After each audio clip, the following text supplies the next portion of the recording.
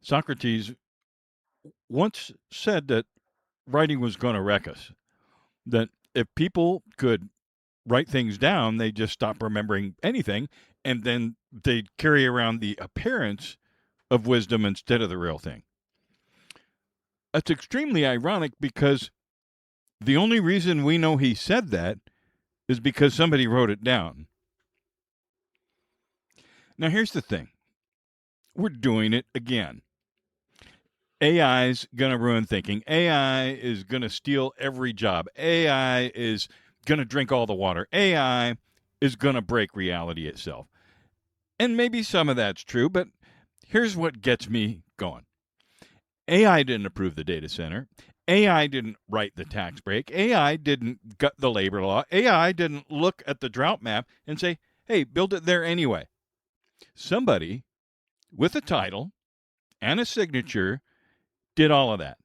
Not AI, but they pointed the finger at AI and said, oh, this is AI, not me. So tonight, we're asking the oldest question in the book. Are we afraid of the tool? Or are we afraid of the people holding the tool? And we brought in two men who spent their whole lives on exactly that question.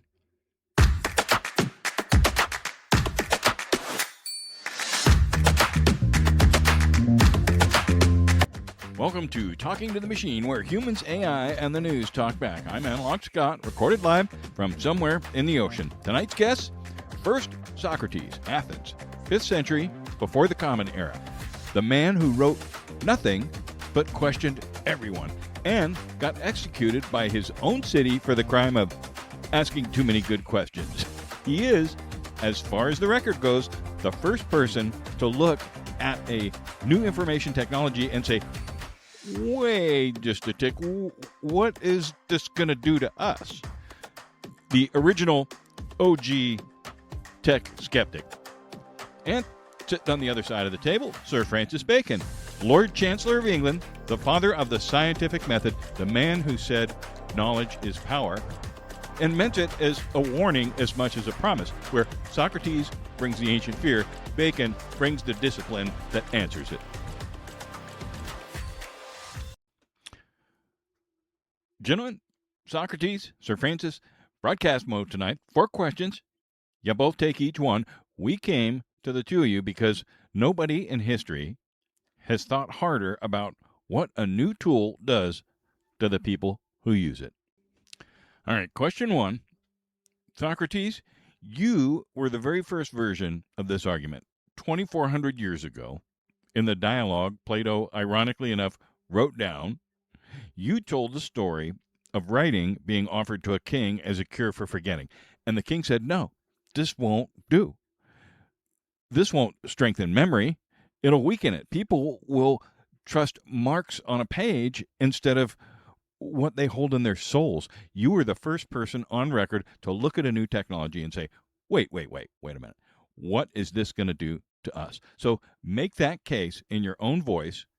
What did you actually fear about writing? And then sit still for the irony, because the only reason I can ask you this is that somebody wrote it down.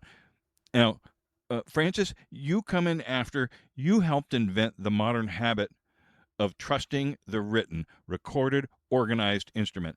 Tell Socrates where his fear was right and where method answers it. Socrates, you first. Tell me, Scott, is it not better to carry wisdom in the soul than to store it in a jar like pickled olives? I fear that writing would give men the appearance of knowledge without the reality, making them difficult to get along with, because they are wise only in their own conceit.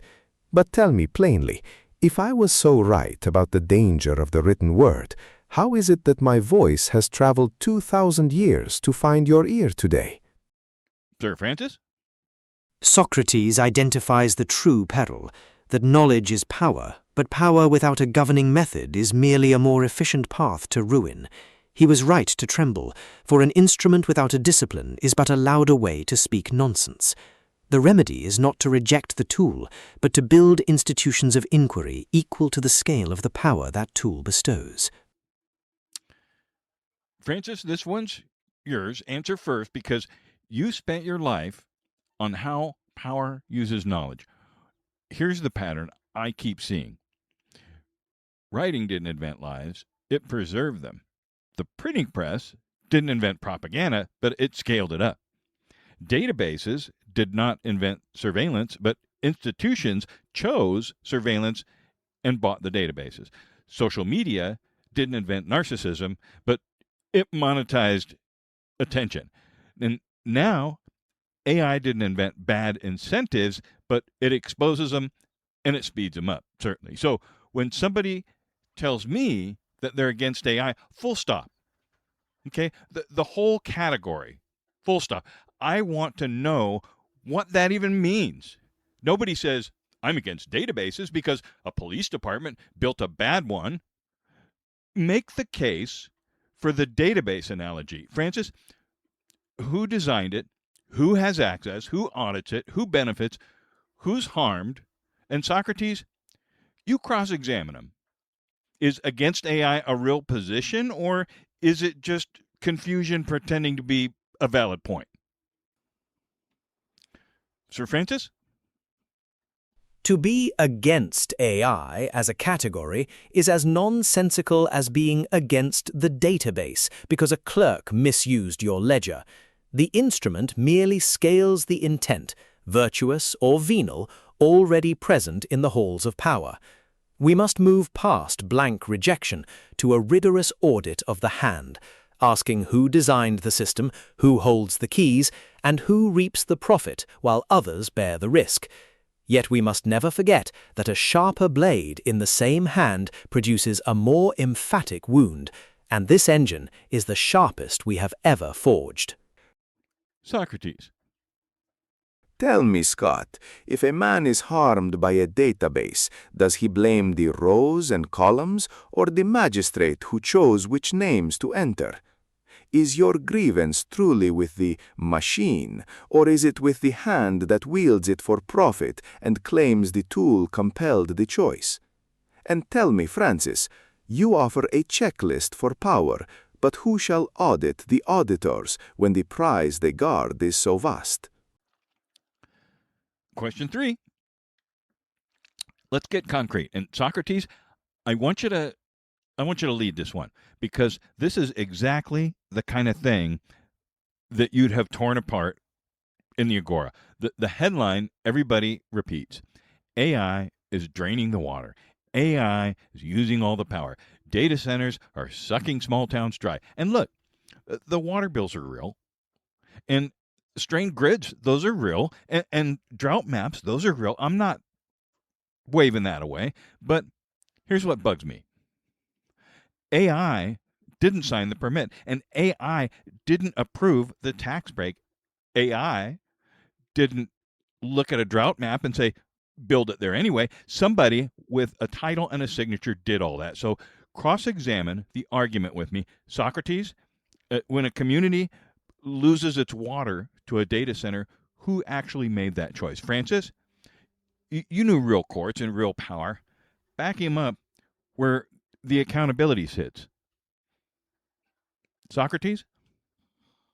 Tell me, Scott, if a man brings a thirsty ox to a neighbor's well and lets it drink until the bottom shows, do we put the ox on trial or the owner? You say the machine consumes the river, but did the machine grant itself the water rights or sign the secret tax abatement? The well is indeed running dry, but is the fault in the thirst of the beast or in the magistrate who opened the gate and then pretended he had no choice? Sir Francis. Socrates is correct to look at the magistrate. A new power in the world demands a new institution to govern it, for without the second, the first becomes a scourge. We must stop blaming the engine's thirst and start naming the specific hands that sign the tax abatements and utility interconnections in the dark. If the river runs dry, look not to the silicon, but to the lack of transparent reporting and local consent that allowed its sighting. All right, last one. And I want you both to close it out. Now, I don't want anybody turning off this show thinking we spent the time saying AI is harmless, because that's not what we're saying at all. You only have to look back at some of our previous episodes to see that. But what it can do, it can amplify lies.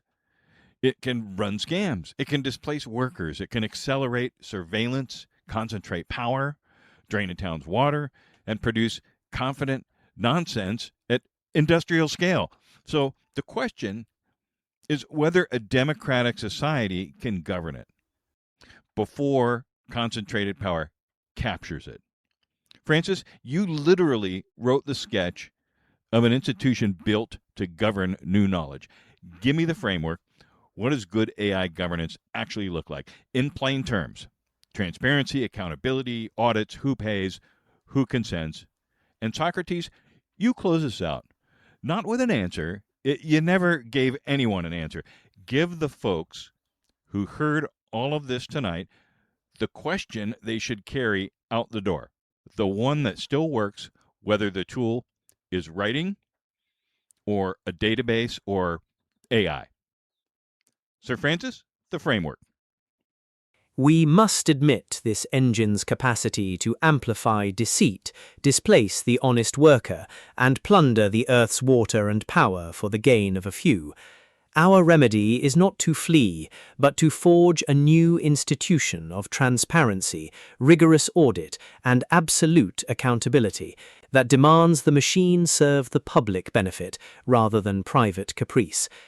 Knowledge is power, but power without the discipline of law is merely a more efficient form of tyranny. Socrates, close it out. Lay the question on us.